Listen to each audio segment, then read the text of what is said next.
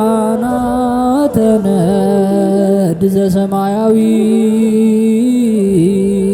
ማይፈድ በእንተ በግዑ እቀብዋ ነዛቲ ያዘድ።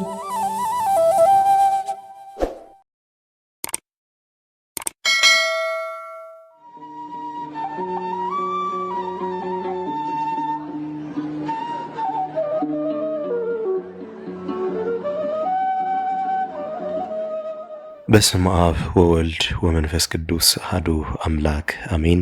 ሰላም እንደምን ቆያችሁን ውድ የሊቃናት ሚዲያ ቤተሰቦቻችን፣ አሜን። የእግዚአብሔር ስሙ ከዘላለም እስከ ዘላለም የከበረ የተመሰገነ ይሁን።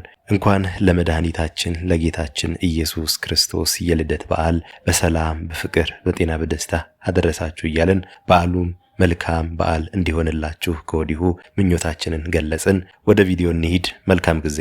የጌታችን የመድኃኒታችን የኢየሱስ ክርስቶስ የልደት በዓል ታኅሳስ 29 በዚች ቀን የተመሰገነ ታላቅ የልደት በዓል ሆነ።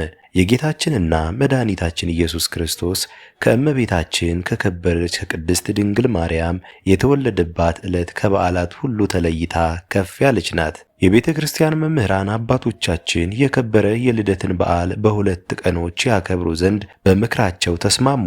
ከወደ ኋላ በ28 ሌሊቱ የልደት በዓል ነው። በ29 መዓልቱ ጳጉሜ 6 በሆነ ጊዜ በዚያች ዓመት የልደት በዓል በ28 በመዓልት ይከብራል። ጳጉሜ 5 ከሆነ ግን በ29 ይሆናል። ስለዚህም የበዓላት ሁሉ ራስ የሆነ የከበረ የልደትን በዓል በሁለት ቀኖች እንዲከበር አዘዙ፣ ወሰኑ። የበዓላት ራስ ስለሆነ ስለከበረ የልደት በዓል የከበረ ወንጌል እንዲህ አለ። በንጉሥ በሄሮድስ ዘመን በይሁዳ ዕፃ በቤተልሔም ጌታ ኢየሱስ በተወለደ ጊዜ እነሆ የፍልስፍና ሰዎች ከምስራቅ መጥተው ወደ ኢየሩሳሌም ደረሱ።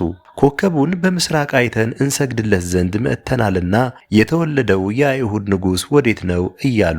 እኒህ ፈላስፎች ከበለዓም ወገን ናቸው። እነርሱም በከዋክብት የሚፈላሰፉ ናቸው። በመጽሐፋቸውም በበዓልም መጽሐፍንም የአይሁድ ንጉሥ ሊወለድ እንዳለው ተጽፏል። እርሱ በለዓም ከያዕቆብ ኮከብ ይወጣል ከእስራኤልም ንጉሥ ብሎ ነበርና። ይቅር ባይ እግዚአብሔር በረቀቀ ጥበቡ አለበማቸው። በሚያምኑበት ሳባቸው። እነርሱ ከዋክብትን በመጠባበቅ የሚፈላሰፉ ናቸውና። ይህንንም ኮከብ ገለጠላቸው። ባዩትም ጊዜ ደስ አላቸው። መልኩ በብዙ አይነት ልውጥ ነውና ሕፃን የታቀፈች ድንግል ብላቴና ይመስላል። እርሱም በቀን ይጓዛል፣ በሌሊትም ይሰወራል። ከሰውም ሲገናኙ ይሰወራልና ሲቆሙ በሌላ አንጻር ይገለጥላቸዋል። እነርሱም ወደ ኢየሩሳሌም ሲደርሱ ያ ኮከብ ተሰወራቸው። እጅግም አዘኑ፣ የሚያደርጉትንም አላወቁም። ከዚህም በኋላ ወደ ኢየሩሳሌም ከተማ ገብተው ስለተወለደው ንጉሥ ጠየቁ። የእኒህም ሰዎች ቁጥራቸው 30,000 ነው። ነገሥታቱም 3 ናቸው። ለእያንዳንዱ ንጉሥ 10 ሺህ ሰራዊት አለው። ንጉሥ ሄሮድስም በሰማ ጊዜ ደነገጠ። ኢየሩሳሌምም በመላዋ ከእነርሱ ጋር ደነገጠች። የካህናት አለቆችና የሕዝቡን ጸሐፊዎች ሁሉ ሰብስቦ ክርስቶስ በየት ይወለዳል ብሎ ጠየቃቸው። በይሁዳ ዕፃ በቤተልሔም ነው አሉት። በነቢይ እንዲህ ብሎ ተጽፏልና የኤፍራታ ዕፃ ቤተልሔም አንቺም ከይሁዳ ነገሥታት አታንሺም፣ ወገኖች እስራኤልን የሚጠብቃቸው ንጉሥ ካንቺ ይወለዳልና። ከዚህም በኋላ ሄሮድስ ሰብአ ሰገልን በጭልታ ጠርቶ ኮከቡ የታየበትን ዘመን ከእነሱ ተረዳ። ሂዳችሁ የዚያን ሕፃን ነገር እርግጡን መርምሩ፣ ያገኛችሁትም እንደሆነ እኔ መጥቼ ሰግድለት ዘንድ በእኔ በኩል ተመለሳችሁ ንገሩኝ ብሎ ወደ ቤተልሔም ሰደዳቸው። የነገራቸውንም ሰምተው ከንጉሡ ሄዱ። እነሆ በምስራቅ ያዩት ኮከብ ወደ ቤተልሔም እስኪያደርሳቸው ይመራቸው ነበር። ሕፃኑ ካለበትም ዋሻ ላይ ደርሶ ቆመ። ኮከቡንም ባዩ ጊዜ እጅግ ደስ አላቸው። ወደ ቤትም በገቡ ጊዜ ሕፃኑን ከእናቱ ከቅድስት ድንግል ማርያም ጋር አገኙት። ወድቀውም ሰገዱለት። ሳጥናቸውንም ከፍተው ወርቅ፣ ከርቤን፣ ዕጣን፣ እጅ መንሻ አቀረቡለት። በእግዚአብሔርም ፍቃድ ዮሴፍ፣ እመቤታችን ቅድስት ድንግል ማርያም፣ ሕፃኑ ጌታ ኢየሱስም በዚያ ዕለት ወደ ቤተልሔም መጡ። ስለዚህም ሰብአ ሰገል አገኟቸው። የክብር ባለቤት ጌታችን ኢየሱስ ክርስቶስ ያለ ናዝሬት በሌላ ቦታ አላደገምና ከተወለደም ዕድሜውም 2 ዓመት ሆኖት ነበር። አምላክ ነውና ስለ መንግሥቱ ወርቅን ገበሩለት። ክህነትም ገንዘቡ ነውና ዕጣን ገበሩለት። ሰገዱለት። ማህያዊ ለሆነ ሞቱ ምልክትን ከርቤን ገበሩለት። ወደ ሄሮድስም እንዳይመለሱ በሕልም ነገራቸው። በሌላ መንገድም ወደ አገራቸው ተመልሰው ገቡ። አምላክ በሥጋ ስለመገለጡ አዋጅ ነጋሪዎችና ሰባኪዎች ሆኑ። ይህችም ዕለት ነቢዩ ኢሳይያስ ትንቢት ስለ እርሷ የተናገረላት ናት። እንዲህ ብሎ እነሆ ድንግል ጸንሳ ወንድ ልጅን ትወልዳለች፣ ስሙንም አማኑኤል ትለዋለች። ትርጓሜውም እግዚአብሔር ከእኛ ጋር ሆነ ማለት ነው። ስለዚችም የከበረች ድንግል ነቢይ ሕዝቅኤል እንዲህ ብሎ ትንቢት ተናገረ። እግዚአብሔርም አለኝ፣ ይህች በር ተዘግታ ትኖራለች፣ አትከፈትም፣ የሚገባባትም የለም። የእስራኤል መሪ ፈጣሪ እግዚአብሔር እንደተዘጋች ይገባባታልና ተዘግታ ትኑር አለ። ነቢዩ ዳንኤልም አለ፣ ሌሊት በራእይ አየሁ፣ እነሆ ታላቅ እንደ ሰው ልጅ በሰማይ ደመና መጣ፣ ዘመኑን ወደሚያስረጅ ደረሰ። ከፊቱ ባቀረቡት የዘላለም አገዛዝ ጌትነት መንግሥት ተሰጠው። ሕዝቡና አሕዛቡ ሁሉ መንደር መንድረው የሚኖሩትና ነገዱንም ነገሥታትም ሁሉ ይገዙለታል። አገዛዙም የዘላለም አገዛዝ ነው፣ መንግሥቱም የማያልፍ የማይጠፋ ነው። ዳግመኛም ኢሳይያስ እግዚአብሔር እንደኔ ሥጋ መጋረጃ በመጋረድ ተገለጸልኝ አለ። አሁንም ደግሞ አዲስ ሰማይ አዲስ ምድር እሰውር ዘንድ አለኝ አለ። ሁለተኛም ከእሴይ ሥር በትር ትወጣለች፣ ከእርሷም ጽጌ አበባ ይወጣል አለ። ዳግመኛም ሕፃን ተወልዶልናልና ወንድ ልጅም ተሰጥቶናልና፣ ይኸውም ሥልጣን በጫንቃው የሆነ ክርስቶስ ነው። ስሙም ድንቅ መካር፣ የዘላለም አባት፣ የሰላም አለቃ ይባላል አለ።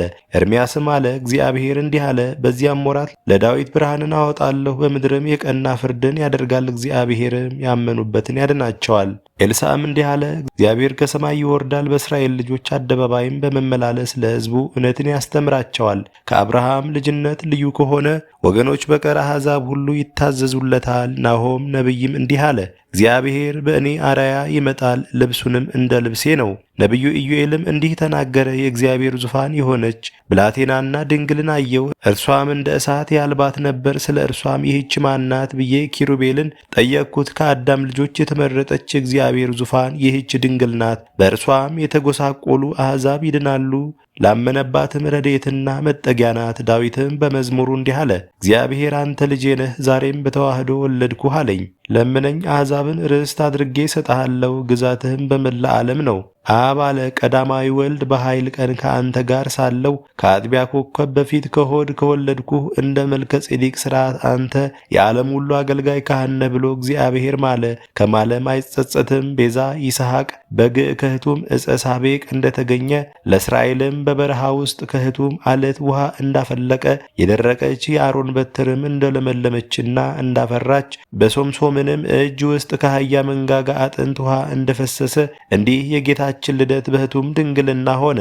በዕፀ ጳጦስ ውስጥ እሳት እንደነደደች እጺቱም እንዳልተቃጠለች እንዲሁ የመለኮት እሳት ድንግልን አላቃጠላትም።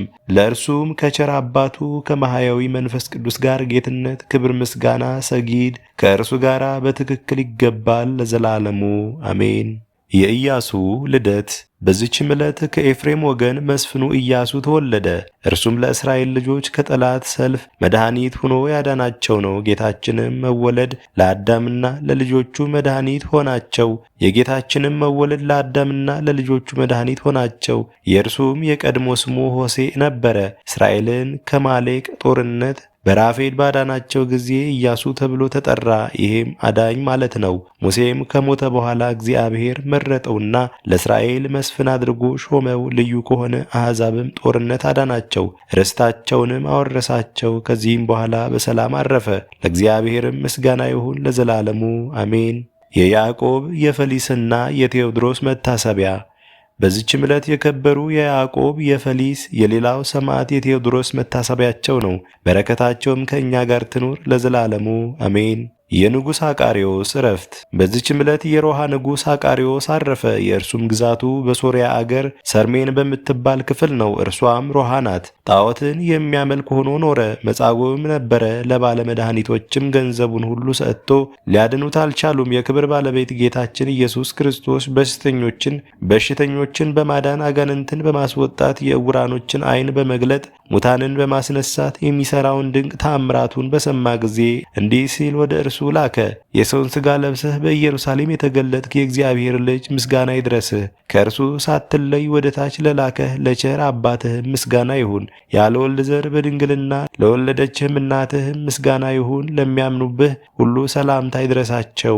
እኔም በአንተ አምኜ ከንቱ ጣዖትን ከማምለክ አንተን ወደ ማምለክ ተመለስኩ። በእኔ ላይ ንጉሥ ትሆን ዘንድ ሀገሬንም ትባርክ ዘንድ ከኃጢአቴም ታነጻኝ ዘንድ ወደ እኔና ጌታዬ ሆይ የከበረ ስምህን አይሁድ ሲጠሉ ለአንተ በኢየሩሳሌም መኖር ምን ያደርግልሃል? በከንቱ ለምን ትደክማለህ? መካር ያጡ ወገኖች ናቸውና በቀድሞ ዘመንም ድንቆች ተአምራቶችን በማድረግ ከግብፅ አገር ባወጣሃቸው ጊዜ አላመኑብህም። በበረሃም 40 ዓመት መናውን በመገብካቸው ጊዜ ተቆጥተ ለጥፋት እስካደረስካቸው በአንተ ላይ ምንም ያህል አጉረመረሙብህ። በሚራብና በሚጠማ ምድራዊ ስጋማ ሲያዩህ እንዴት ነዋ ሐሳባቸው ከነዚህ የተለየ ይመስልሃልን? አንተ ከጥንት ጀምሮ የተሰወረውን ታውቃለህና ይህንንና ይህንን የመሰለውን ጽፎ ደብዳቤ ወደ እርሱ ላከ። የንጉሥም መልእክተኞች ወደ ጌታችን በደረሱ ጊዜ ያመለጡትን መልእክት አውቆ ነጭ ልብስ አንስቶ ፊቱን አሸበት። የፊቱን መልክ ወደ ልብሱ ገባ። ከደቀ መዝሙሩ ከታዲዮስ ጋር እንዲህ ብሎ ላከለት፣ ይህን የእኔ መልክ የሆነውን ስዕል ተቀበል። እርሱም የምትሻውን ሁሉ ይፈጽምልሃል፣ ከበሽታም ይፈውስሃል፣ አገርህንም ይባርካል፣ መንግሥትህንም ያጸናል። ይህ ስዕል የኔ ነውና ይለወጥ እንደሆነ በውሃ በእሳት ፈትነው። መልእክተኞችም ወደ ንጉሥ አቃሪዎስ በደረሱ ጊዜ ያንን ስዕል ሰጡት። በእሳትና በውሃም ፈተነውና ምንም ጥፋት አልደረሰበትም። የሮሃ ሀገርም ሰዎች ከንጉሳቸው ጋር በጌታችን የመለኮት ሥልጣኑ አመኑ። ይህ ስዕል ቁጥር የሌለው ብዙ ድንቅ ተአምራትን አደረገ። ንጉሥንም ከበሽታው ፈወሰው። ከዚህም በኋላ ዕድሜውን ሲፈጽም በዚህ ችለት አረፈ። ለእግዚአብሔር ምስጋና ይሁን ለዘላለሙ አሜን።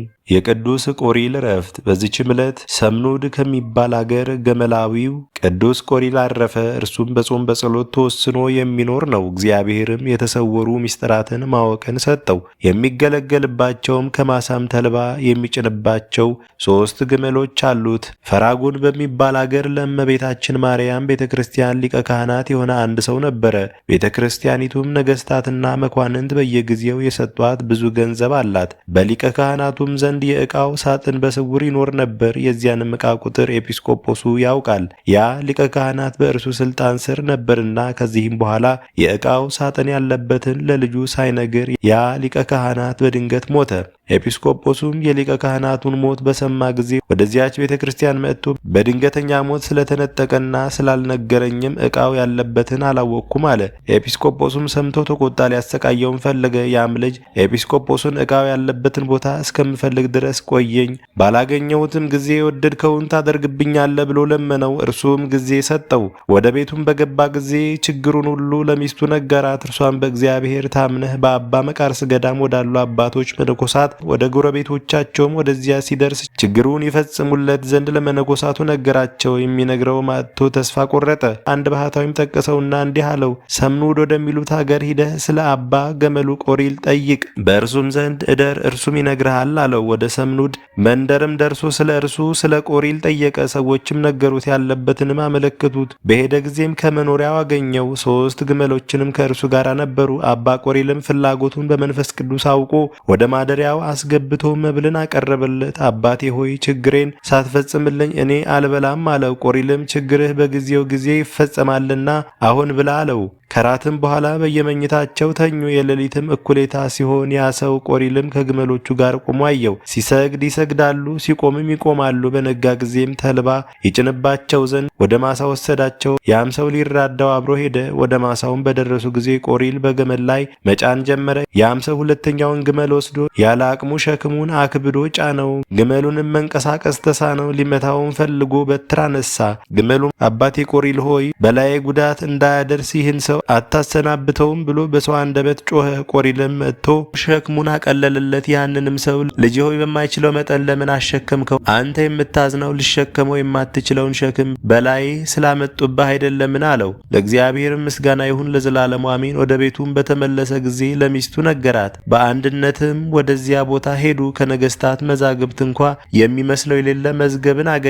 ከዚህም በኋላ ለኤጲስቆጶሱ ነገረው። ኤጲስቆጶሱም ይጠብቅ ዘንድ ለእርሱ ሰጠው። ይህም ጻድቅ ሰው ቆሪል ብዙ ተጋድሎን ከተጋደለ በኋላ በመልካም ሽምግልና አረፈ። ለእግዚአብሔር ምስጋና ይሁን፣ እኛንም በዚህ አባት ጸሎት ይማረን። የአክቢሞ ሰማዕታት መታሰቢያ በዚችም ቀን የአክሚሞ ሰማዕታት መታሰቢያቸው ነው። እነርሱም በከበረ የልደት በዓል በቤተ ክርስቲያን ውስጥ የቁርባን ቅዳሴ አድርገው ተሰብስበው ሳሉ እነሆ የክብር ባለቤት ጌታችን ኢየሱስ ክርስቶስ በመሠዊያው ላይ ሥጋውንና ደሙን ለሕዝቡ ሲያቃብላቸው አዩት። በዚህም ታላቅ ደስታ ውስጥ እያሉ መኮንኑ አርያኖስ መጥቶ ከበባቸው። ወደ ቤተ ክርስቲያንም ገብቶ ስማቸው በህዋፋና ወኒን የሚባል ሁለቱን የሀገር አለቆች ይዞ ራሳቸውን በሰይፍ ቆረጠ።